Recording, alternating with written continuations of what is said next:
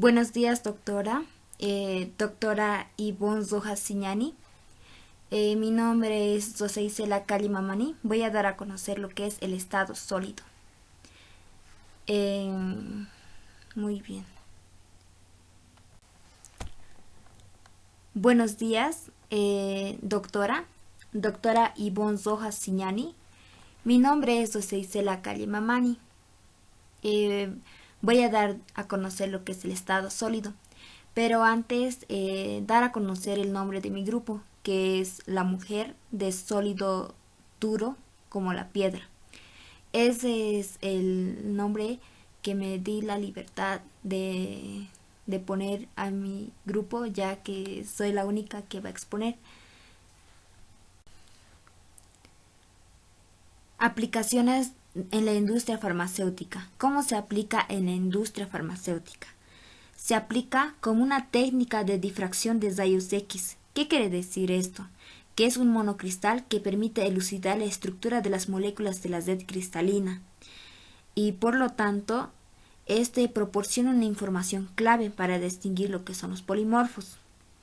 Un claro ejemplo que me di la molestia de presentar y para que se entienda es el paracetamol. El paracetamol en sí tiene una estructura cristalina y tiene propiedades tanto físicas como químicas y también lo que es polimorfo, son polimorfos. Entonces, ahí me di la molestia de presentar de forma A y de forma B el paracetamol. De forma que es la A, la forma 1 y la B es la forma 2. En sí, esto nos ayuda para poder entender las propiedades de cualquier agente farmacéutico. A ver, ¿cómo? Claramente en la forma A es un monoclínica, quiere decir que es termodinámicamente estable, que se usa comercialmente. Tiene malas propiedades de comprensión. Y lo que es en la forma B, que es la forma 2, ¿qué es? Es una ortorrómbica. ¿Qué quiere decir esto? Que es un metal estable que se transforma en la forma 1 y se puede llegar a que comprimir de manera directa. Entonces, la forma 1 tiene lo que son las láminas plegadas a lo largo del eje B. Tiene una, ¿cómo se diría? Su comprensión, las propiedades de la comprensión de la forma A son pobres y es por eso que en la forma 2 son mejores que la forma 1, ya que la forma 2 tiene una comprensión directa. Entonces, ahora que hemos llegado a entender lo que es el paracetamol y cómo se estudia de manera farmacéutica, entonces para esto nos ayuda lo que son las aplicaciones en la industria farmacéutica. En este caso, la difracción de rayos X. El estudio del estado sólido. ¿Qué quiere decir? Que la mayoría de los compuestos que nos rodean, claro, en sí a temperatura ambiente, uno de los claros ejemplos del estado sólido sería lo que es la pizarra, la mesa, la tiza. Entonces, estos compuestos sólidos se caracterizan por tener forma y volumen constante. De manera general, claro. Pero hay algunas excepciones. Un claro ejemplo serían los sólidos amorfos. Sí, uno de los claros ejemplos como los de los materiales sería lo que es los plásticos, las gomas, los cauchos, que de manera relativamente son elásticos. En sí, estos no presentan ni estructura ni forma cristalina. ¿Y por qué se parecen a los sólidos? Porque poseen dos principales características, que es la rigidez y lo que es la incomprensibilidad.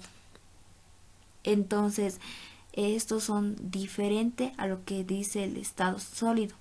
Claro, se divide en dos, el estudio del estado sólido. Se divide en lo que es en sólidos amorfos y sólidos cristalinos.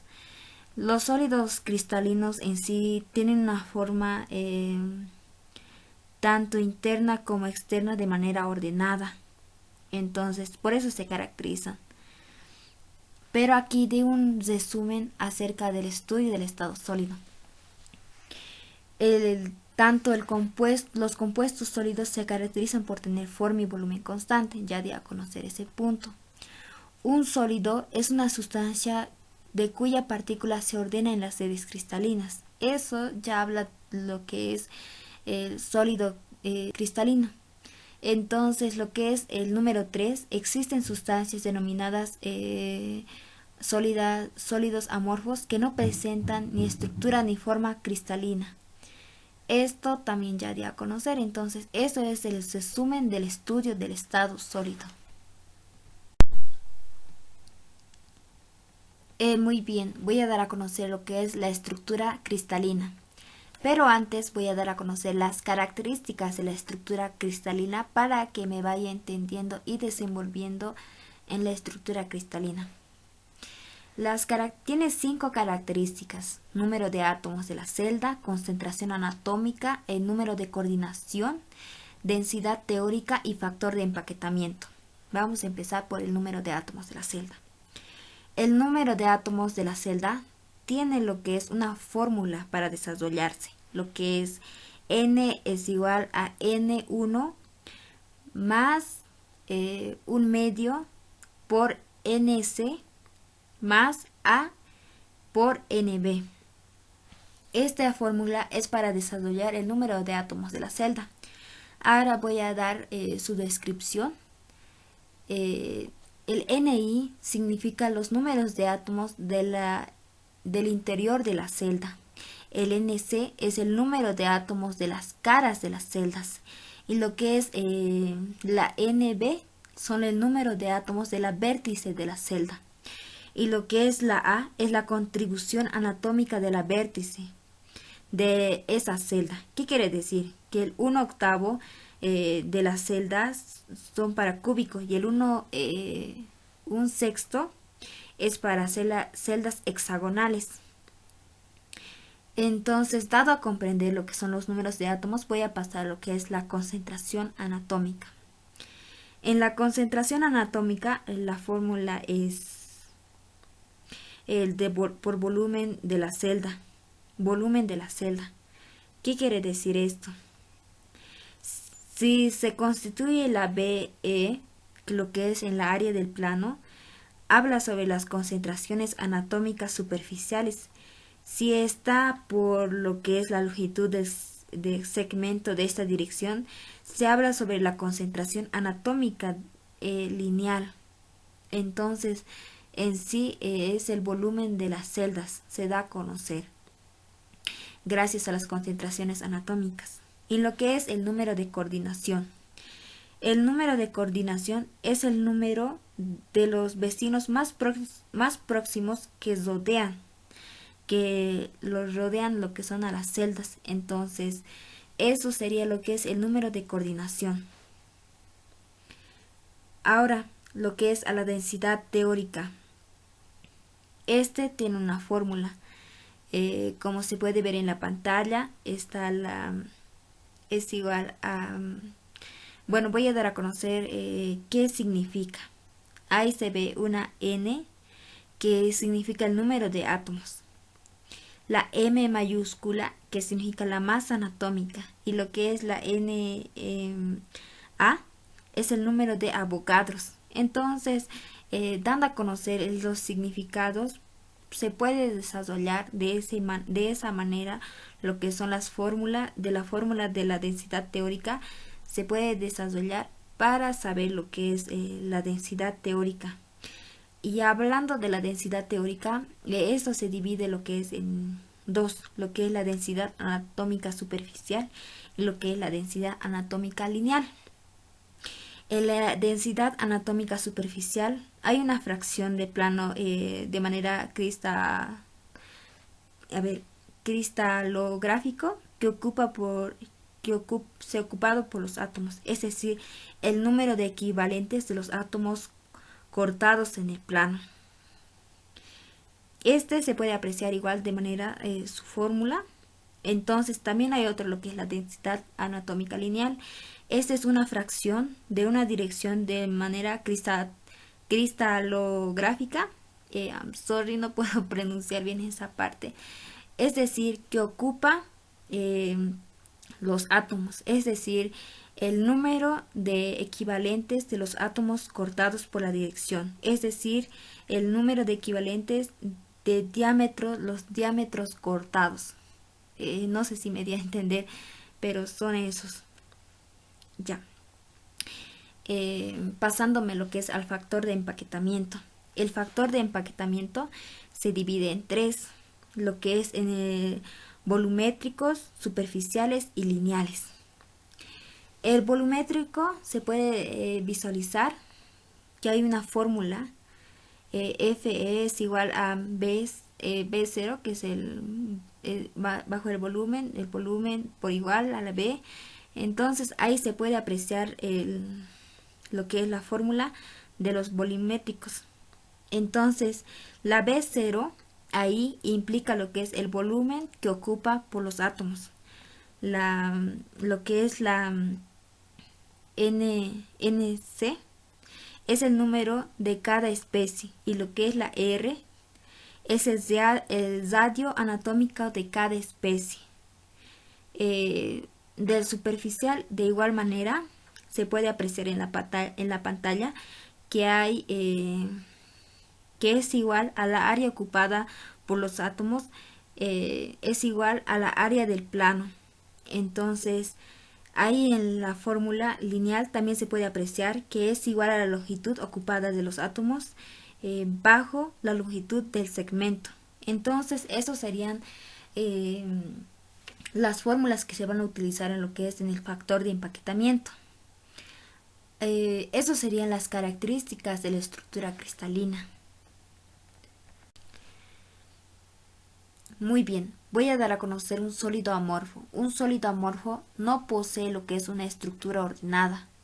Es todo lo contrario a un sólido cristalino que sí posee una estructura ordenada. Es todo lo contrario, porque este no posee una estructura ordenada.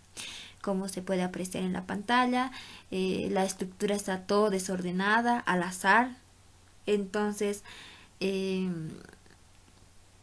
también tiene propiedades este sólido amorfo. Por ejemplo, de una forma amorfa, las formas amorfas en sí tienen una temperatura característica, en lo cual sus propiedades experimentan cambios importantes. Por ejemplo, la temperatura se conoce como una temperatura de transición vítrea. ¿Qué quiere decir? Que la temperatura de transición a vidrio es un material amorfo. Puede reducirse añadiendo a moléculas pequeñas y denominadas plastificadores, si no me equivoco, que estos se adaptan entre las moléculas vítreas y lo que son proporcionan una mayor movilidad al mismo tiempo. Entonces, en cuanto a las consecuencias directas de la disposición irregular de las partículas, en sí, un sólido amorfo es la diferencia de la intensidad que toman la fuerza intermolecular entre las mismas. También podemos hablar en cuanto a lo que son sus propiedades elásticas. Se puede afirmar que los sólidos amorfos manifiestan lo que son las propiedades de los cristales. Un claro ejemplo sería una carga de un material amorfo relacionado al tiempo, y al mismo tiempo esto puede hacer en sí que fluya como si fuera un líquido de una viscosidad alta. No sé si me di a entender. Llega a tener lo que es puede fluir como si fuera un líquido de viscosidad alta. Ay, no sé cómo me llega a entender. Ay, bueno. Y lo que es respecto a lo que es el magnetismo de los metales amorfos, presenta las propiedades magnéticas más notables, comportándose como el material ferromagnética.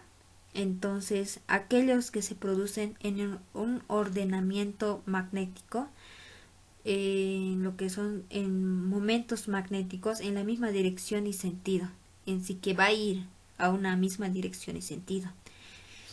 Y también aclarar que un sólido amorfo está distribuido al azar, como se puede apreciar en las pantallas, y al mismo tiempo tiene propiedades físicas.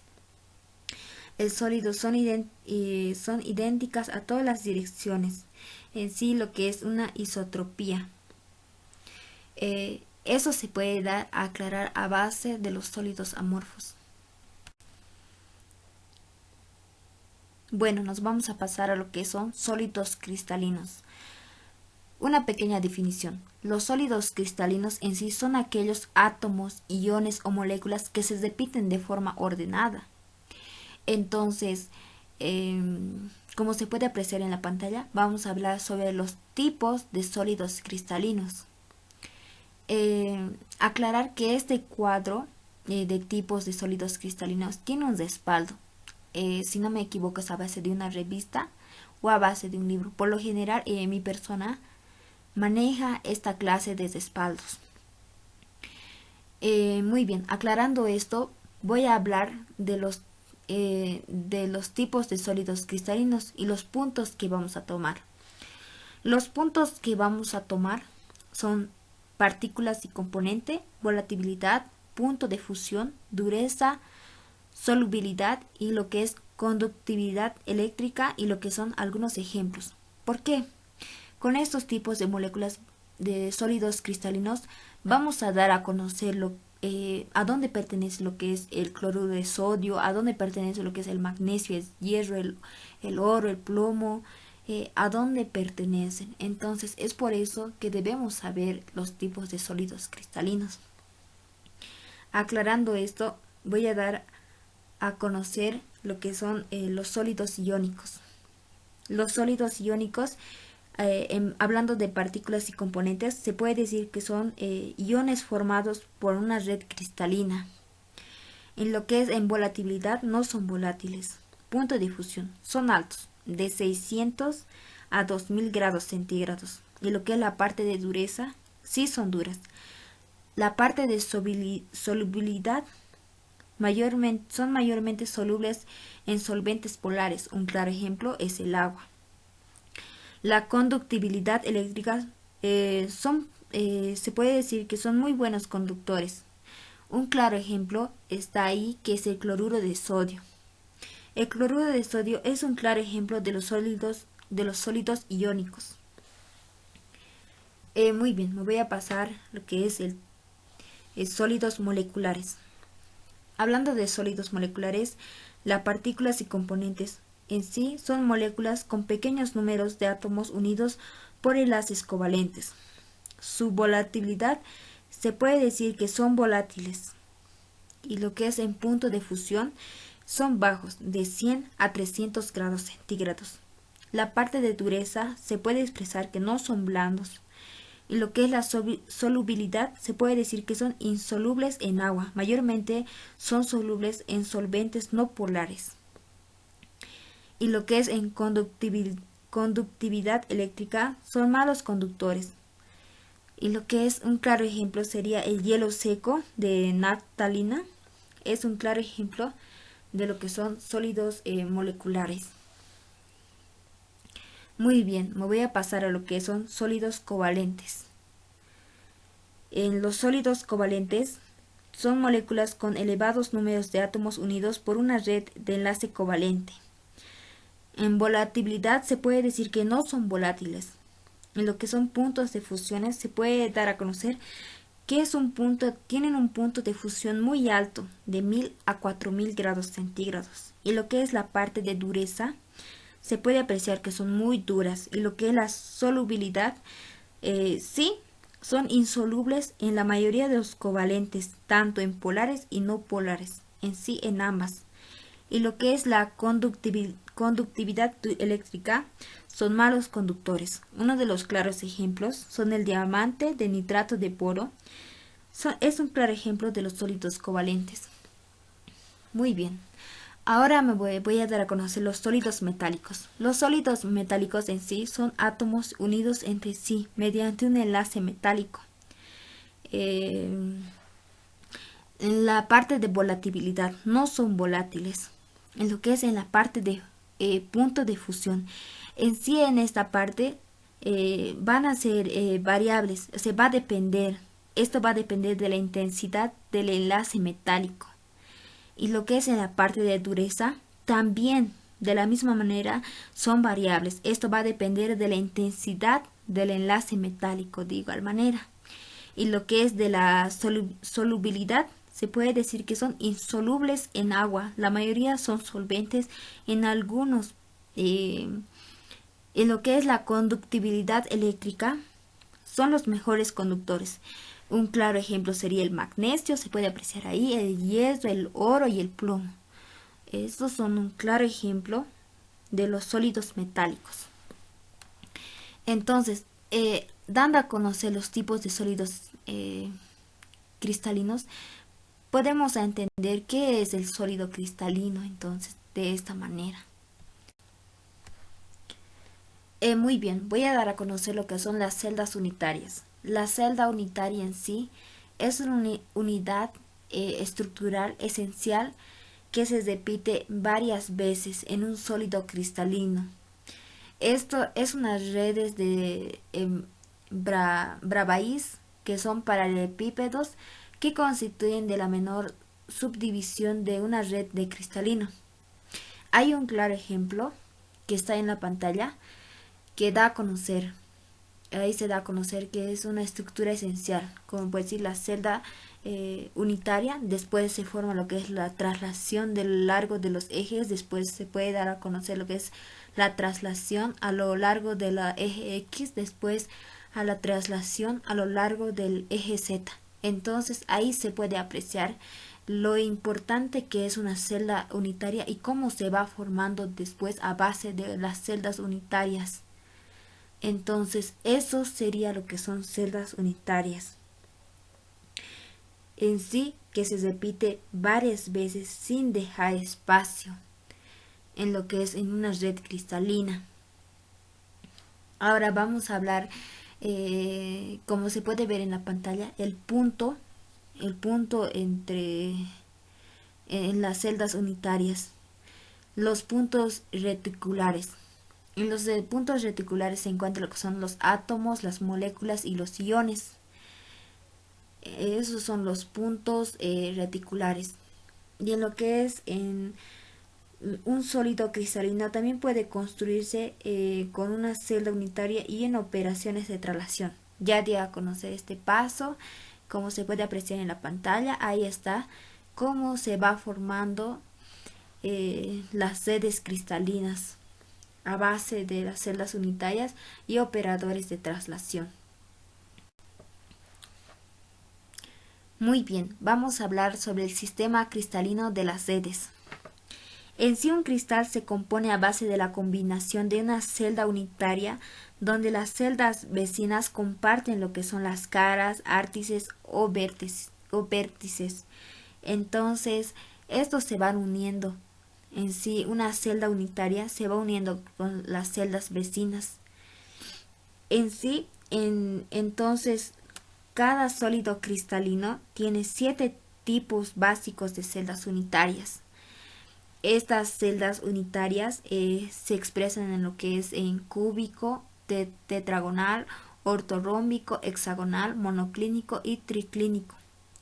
Pero bueno, antes hablando de estos sistemas, nos vamos a pasar a lo que son las redes de Bravais.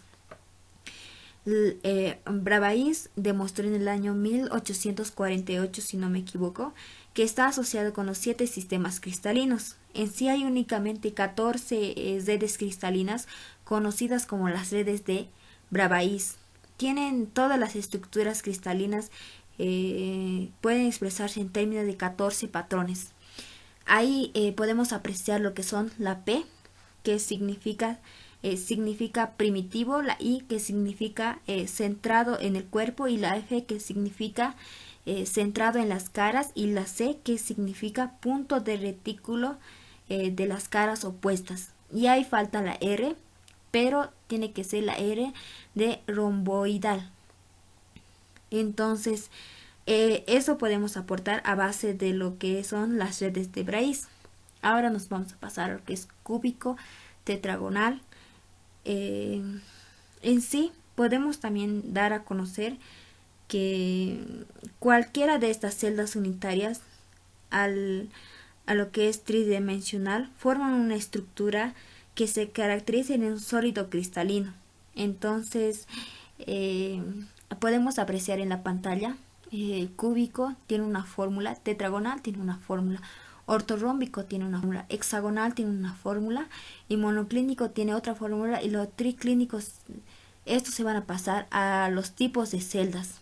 Ahí se puede apreciar que tienen la P, que es primitiva, en bario, en los 7 sistemas cristalinos, y lo que es la I, que es concentración en interior, se puede apreciar que tiene lo que son en el cúbico, tetragonal y ortorrómbico, y lo que son las Fs, que son centrados de átomos de las caras, se puede apreciar que tienen lo cúbico y el ortorrómbico, y lo que es la C, concentración de las dos caras, puede apreciar que tienen lo ortorrómbico y lo que es monoclínico.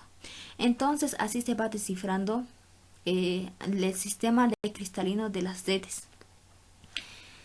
Muy bien. Vamos a muchas gracias. Las bibliografías lo he compartido, de lo cual he sacado la información a base de lo que son proyectos, libros más que todo. He manejado como unos 3 o 4 libros, lo que son artículos de vistas. Entonces me he basado a base de las bibliografías, y gracias nuevamente por, por su tiempo.